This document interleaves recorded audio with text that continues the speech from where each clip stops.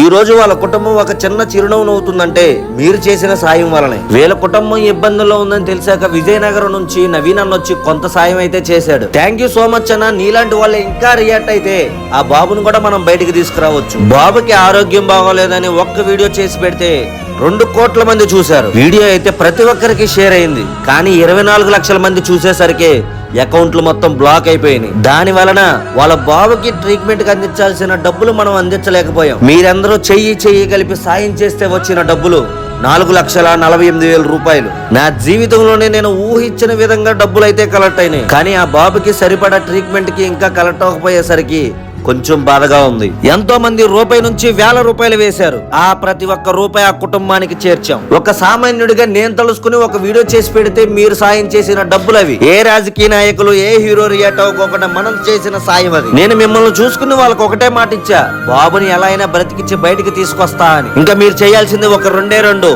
కిందున్న క్యూఆర్ కి మీకు వీలైనంత అమౌంట్ సాయం చేయండి. లేకపోతే మీ ఫ్రెండ్స్ అండ్ ఫ్యామిలీ మెంబర్ కి ప్రతి ఒక్కరికి షేర్ చేయండి.